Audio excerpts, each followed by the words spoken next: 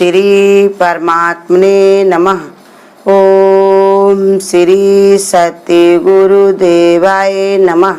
देखिए भगवान ये बता रहे हैं 7वें अध्याय का ये है दूसरा श्लोक कि मैं तेरे लिए इस रहस्य सहित तत्व ज्ञान को संपूर्णता से कहूँगा कि जिसको जानकर संसार में फिर और कुछ जानना शेष नहीं रह जाता। इतना भगवान ये समझा रहे हैं कि हम तुमको ऐसे समझाएंगे, ऐसा महत्व भगवान बताएंगे, फिर और कुछ तुम्हें जानने की आवश्यकता नहीं रहेगी। वही जाने जही दे जनाई और जाने तुम्हें हो जाए। भगवान कहते हैं जिसको मैं जन्माता किसको हूँ, जिस पर हमारी कृपा होती है, और जो जान लेता है तो उसको और जानना शेष नहीं रहता, माने वो उसी के समान हो जाता है।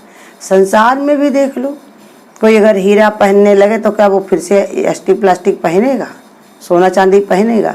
ऐसे ही संसार में तो हीरा तब भी इंसान कोई खरीद सकता है, लेकिन ये अमूल्य वस्तु है भगवान का ये प्रेम, ये ज्ञान, जिसको मिल जाता उसको और कुछ चाहिए नहीं होता। गुरु कहते जिसने मांग रहे जो लोग वो भी ज्ञान को पाए नहीं है, और जो ज्ञान को पा गए हैं तो उनको अब कोई चाहना नहीं रही है। तो उसी पे समझा रहे भगवान कि मैं तुम्हें इसके रहस्य खोल के जब बताऊंगा तब तुम्हारे अंदर ऐसा उत्साह, ऐसा प्रेम पैदा होगा, फिर और कुछ जान नहीं पाओ। जैसे बताया ना कि एक जो माँ थी तो अपने गरीब थी बहुत, तो वो हमेशा क्या करती थी, उसका बच्चा जब दूध मांगता तो वो आटे को घोल करके अपने बच्चे को पिला देती थी। बच्चा पी करके बड़ा खुश हो जाता था। एक दिन माँ ने कहा कि एक दिन बच्चा क्या था, वो अपने दोस्त के साथ में एक अपने मित्र के वहाँ चले गए। वो लोग धनवान थे। उसके वहाँ जब चला गया तो उसकी माँ ने अपने बेटे को भी दूध असली निकाल कर बढ़िया दुधारी से दिया, और इनका लड़का था उसको भी गाढ़ा गाढ़ा मलाई डाल के दुधारी का दूध दिया इनको। उनको पीते ही उसको इतना अच्छा लगा, वो बहुत उसको तृप्ति आई, बहुत आनंद आया। अपने घर में आया, जब उसकी माँ ने उसको फिर मांगा दूध दूसरे दिन, तो माँ ने आटा घोल के दिया। कहा माँ ये दूध नहीं है, ये तो घुरा हुआ आटा है। दूध हमने अपने मित्र के वहाँ पिया था, उनकी मम्मी ने दिया था, वो असली दूध था।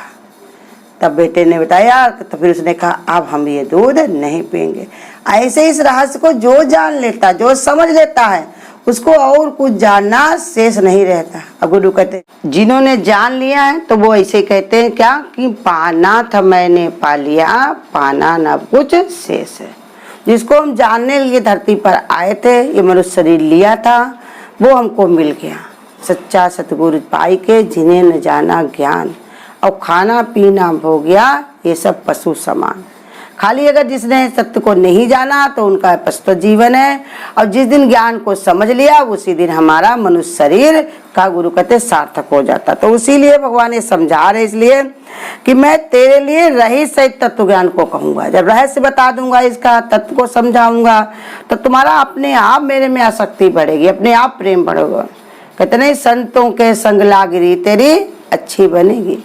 संतों के संग में जितना तुम चलोगे उतना ही तुम्हारे ऊपर ये रंग चढ़ेगा भगवान की भक्ति।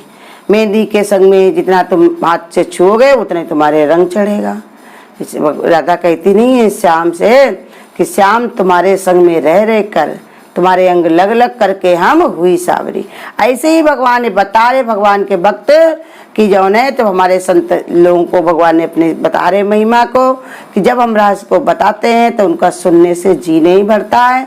कभी उनके मन में ऐसा मन में नहीं आता कि मैं आज पूरा हो गया हूँ, लेकिन ज्ञान गुरु कहते चाहे ये भी रहे कि मैं पूरा नहीं हुआ हूँ, लेकिन होते पूर्ण ही है। ऐसा विश्वास श्रद्धा होती है, ऐसा भगवान से प्रीति हो जाती है। तो इसी पर ये समझा रहे भगवान कि मैं तुम्हें को ऐसे समझाऊंगा कि ज्ञान विज्ञान सहित भगवत तत्व को जानने का तुम ही अधिकारी हो। कौन? जो भगवान से अनन्य प्रेम करता है, जो भगवान पर कृपा को जानता है, भगवान में अपना मन लगाए हुए है, अनन्य भाव रखे हुए, उसी पर भगवान ने अधिकार देते हैं, उसी को पूरा अधिकार है इस बात को जानने का। अपने तत्व को प्रकाशित करने के लिए भगवान पहले ही बता चुके कि गुणों का वर्ण करते हुए जिससे विभूषित व्यक्ति को उनको जानने का अधिकारी बनता है। ऐसे व्यक्ति में निम्नलिखित 3 गुण होते हैं। एक पहला भगवान में अनन्य प्रेम, दूसरा भक्ति परायण होना, और तीसरा योग युक्त होना। पहले बता रहे साधारण मनुष्यों में सांसारिक विषयों में सुख प्राप्ति की आशा रहती है, परंतु जिसको भगवत तत्व की थोड़ी सी भी झलक मिल जाती है उसके चित्त में भगवान से प्रेम जागृत हो जाता है। और जिससे व्यक्ति को सब सुखों की प्राप्ति के लिए भगवान से आशा लगी रहती है वो संसार की किसी वस्तु की भागीदारी नहीं कर सकता। कहते जिसको भगवान से प्रीति हो जाती है तो उसका वो संसार से सुख लेना वो बंद कर देता है, उसको भगवान संसार में सुख नहीं होता, क्योंकि वो जानता है कि भगवान के प्रेम के बराबर कोई भी चीज वस्तु नहीं, क्योंकि भगवान पहले भी हमारा था, आज भी हमारा है, सदा है। संसार की जितनी चीजें हैं वो सब सरकने वाली, छूटने वाली, आज हैं और कल नहीं है। इसलिए बता रहे, इसलिए उसको सच्चाई जानने के बाद भगवान का भक्त इसमें रमता नहीं है। तो कोई भगवान से ही आशा लगी रहती है और उसमें वो संसार की किसी वस्तु की भागीदारी नहीं सहन करता। और प्रीति इतनी होती है कि अगर भगवान के बराबर कोई कहे हमको प्रेम करो तो वो कर नहीं सकता, कर्तव्य करेगा, लेकिन भगवान के बराबर वो कुछ भी नहीं चाहता, कुछ भी नहीं मांगता, किसी में उसकी जौन है आसक्ति नहीं रहती। जौन कौन? जो भगवान में अनन्य प्रेम करता है। अब भक्ति प्राण होना, अपने उद्धार के लिए साधन में लगने पर भी भगवान के आश्रय पर अटूट विश्वास रखने वाला भगवत प्राण व्यक्ति को भगवान ये भक्ति प्राण होना कहते हैं। देखो अपना तो भगवान पर इतना विश्वास होता ही होता है, लेकिन साथ में ये जानता है कि भगवान हमारी कृपा करेंगे तभी हमारे ऐसी बुद्धि बनेगी। हम भगवान की शरण में हैं, भगवान की कृपा पर हैं, भगवान जैसे चाहेंगे वही होगा। भगवान तो कृपालु हैं, वो बिना कृपा करे रहने वाले नहीं। इसलिए वो अपने उद्धार के लिए हमेशा भगवान की शरणागति चाहता है। उसके अंदर अहंकार नहीं आता है कि हम बहुत ज्ञानी हैं, बहुत ध्यानी हैं, भगवान तो मेरा उद्धार करेंगे ही करेंगे। वो सब कुछ होने पर भी, ऐसी कर्म होने पर भी, फिर भी भगवान की शरणागति वो हर समय कहता भगवान हम तुम्हारी शरण में हो। अगर हमसे भूल से भी कभी भी तुम्हारा नाम निकला हो, कभी तुमको भगवान तुम्हारा जो हमने ध्यान किया हो, तो अपनी शरण हमको हमेशा दिए रहना। हमारी तुम्हारी प्रीति भगवान दिन दिन रात चौगुनी होती रहे, और कुछ नहीं चाहिए। कभी भी हमारा मन तुमसे दूर ना हो, कभी भी हमारा मन तुमसे विमुख ना हो।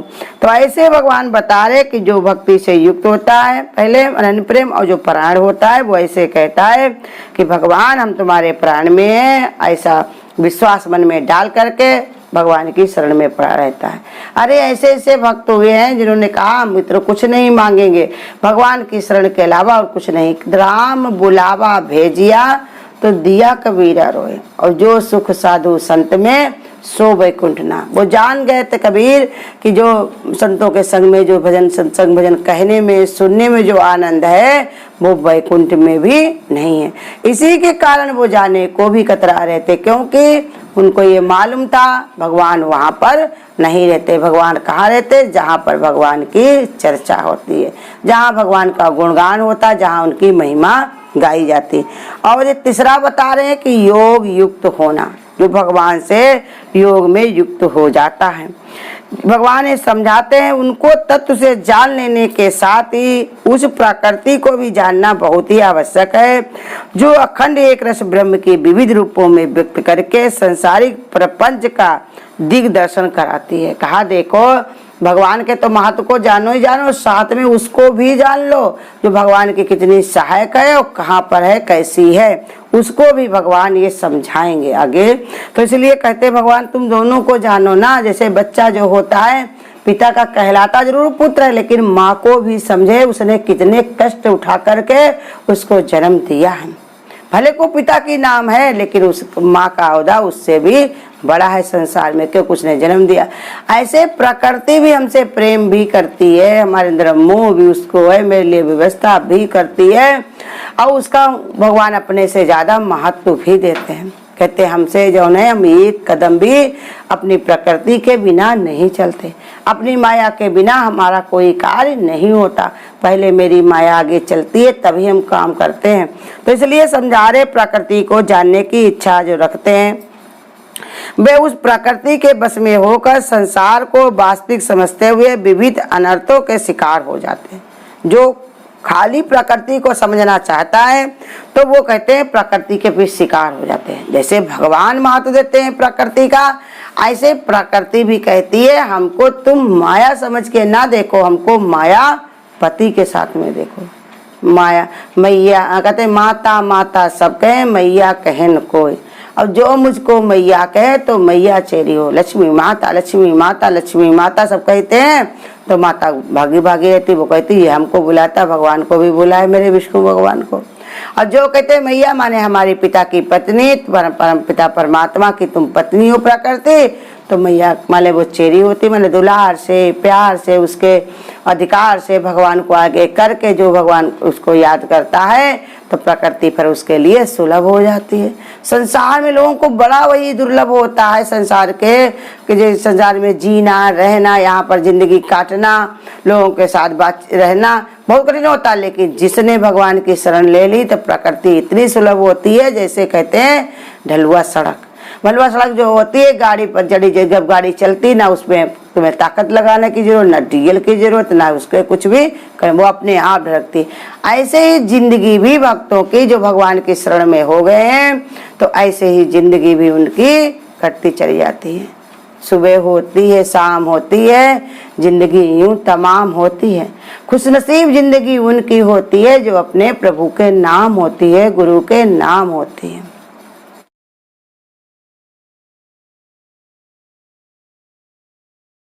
करो श्रद्धा सहित सत्य संग, सदा ही जिंदगानी में रहो दुनिया में यूं जैसे कमल रहता हो पानी में। करो श्रद्धा सहित सत्य संग, सदा ही जिंदगानी में। जिसे तुम ढूंढते दर दर, वही परमात्मा तू है। जो तीनों काल में रहता, सनातन आत्मा तू है। स्वयं को आत्मा कहना, सदा ही जिंदगानी में। करो श्रद्धा सहित सत्य संग, सदा ही जिंदगानी में। रहो दुनिया में यूं जैसे कमल रहता है पानी में। अमर तू है तू अविनाशी, न कोई मार सकता है। सुखा सकती न वायु भी, न शस्त्र कोई काट सकता है। नहीं तू जलता या गलता, कभी भी आग पानी में। करो श्रद्धा सहित सत्य संग, सदा ही जिंदगानी में। तू आत्म रूप से छोटे बड़े सब में समाया है। सभी है रूप बस तेरे, नहीं कोई पराया है। तू अपना रूप ही समझो, सभी को जिंदगानी में।